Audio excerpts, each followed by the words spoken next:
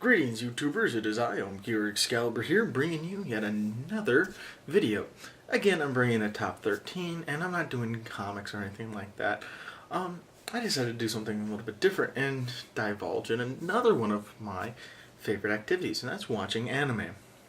Now, I like to go off the beaten path a lot of the times, and watch anime that may not be well known to a lot of the younger anime watchers, and may not even be known to some of you veteran anime watchers. Nah. So, I'm going to be doing a top 13 greatest underrated anime list. So, sit on back and let's get rolling. Number 13, Detroit Metal City. Detroit Metal City. Wow. This series is messed up. Now, it's pretty low on the list because it's now getting some attention, and I've seen the manga here in the States, and I have been seeing fan dubs all over the place. Now, this series is pretty epic, especially if you're a heavy metal rocker. Now, this series is titled, like I said, Detroit Metal City. The general plot of the series is about a young man who goes to Tokyo to become Japan's greatest pop songwriter and singer. We then fast forward 5 years, and he's the lead singer of Japan's most popular death metal band. And he hates himself for it, which is pretty funny in itself, but what makes it even more interesting is that his actual stage presence starts taking over some aspects of his personal life and kind of screws with his love interest, which is pretty interesting. Now, again, I have to state that my original interaction with this series was actually while I was in Japan. They had just released a live action movie based upon this series, which was pretty epic. Anyways, it's gaining in popularity, and probably here in a year or two it's going to be on DVD and on maybe Adult Swim and whatnot, and it'll probably again resonate with the younger generation, but for now it's pretty unknown and it's fun. Number 12, the 2003 Astro Boy. Alright, so the Astro Boy from 2003. Now, granted, this is again pretty low on the list, but it still makes it on the list because a lot of people, when you say Astro Boy, think of, well, the original Astro Boy, which, granted, is a great series, and I love it. It was actually the very first series to ever be cartoon series to ever be syndicated here in America, as well as Japan.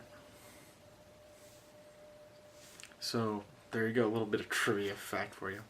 But what I like about this series is that they, well, do a really interesting job of making everything a little bit darker, a little bit more up to date, if you know what I mean. Granted, the original Astro Boy series was pretty dark. This one, for some reason, takes it a little bit darker. It's more like what Mega Man would be if Mega Man was ever taken seriously. And for that reason alone, I really like it, and due to the fact that Astro Boy really has to, ask himself, well, what does it mean to be him? So, if you haven't seen this series, give it a try. I've only seen it in English, so, yeah, that kind of sucks, but generally the voice acting isn't all that bad, and, even though one of my least favorite voice actors, Richard Cox, is in the series, it's a fairly good job of not being so douchey. So check it out. Number 11, Cyborg 009. Cyborg 009. This is a pretty cool series. Now, when I first saw the series, I wasn't too impressed. In fact, I thought it was quite boring and bland. Then again, I saw it on Toonami. And the series was pretty edited. And once I saw the actual real version of the series, I saw that it was, well, pretty awesome. The general plot of this series is that there's a group of people who've been captured by this secret organization and turned into cyborgs. And now they're trying to fight back and generally regain their own freedoms and humanity. Um, it's kind of your standard anime, and it's within the same anime style as like Astro Boy, but it's still really good. I really highly recommend this series. You really should check it out. Number 10. Go Dan Ra. Go Godra. This is a fun, campy series. It's terrible. It's horrible. But it's so fun. And it does some things that I wasn't quite expecting. Now, generally with animes like this, there's the girl and there's a guy and there's this whole relationship problem. Are they gonna get together? Do they love each other? And all that hoo-ha. What's interesting about this series in the very first episode, well, our male and female protagonists get married. So there really isn't that whole are they gonna get together thing. So, that's refreshing. And it actually does deal with a lot of relationship issues, which I really enjoy about this series. It isn't just, oh, well, are they going to get together? Are they not? That kind of hoo-ha. It's really more or less, their problems. And the fact that they have a giant kick-ass robot and they fight space monsters doesn't help either. Now, this series has actually been released, like some of the other series that I'm going to be reviewing and have reviewed already on this list. If you can find the DVD box set, go out and buy it. It's a lot of fun. Though I will warn you right now, boobs. Oh my god, boobs. They're everywhere.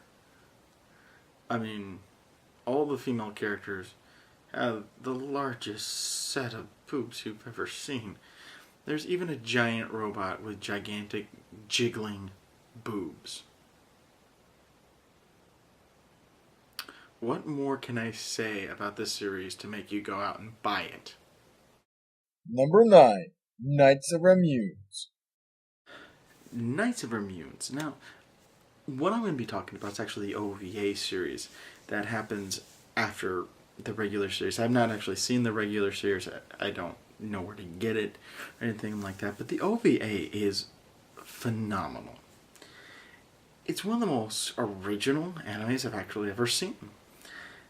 Though I will warn you now, it's pretty much softcore porn. But if you can get past, the softcore porn aspects, this series is really good. It's phenomenal. I love it. General story for you. It's about these two girls. They have to go and find this mystical knight of whatever, and then it turns out to be one of their old friends, and he's kind of gone crazy with power. And they're looking for this giant mech or mobile armor that, if piloted by the right person, will bring peace and prosperity, but piloted by the wrong person will bring death and destruction. Now, it also has some of the most original and coolest designs for giant robots. The hounds in the series are amazing. Yes, that's what their giant robots are called. That isn't the big mystical knight thing. They're called hounds.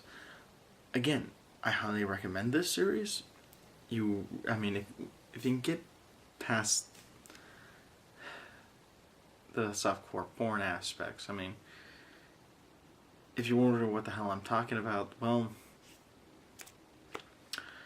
one of the characters is a priestess, and the only way she can invoke her powers is by feeling herself up.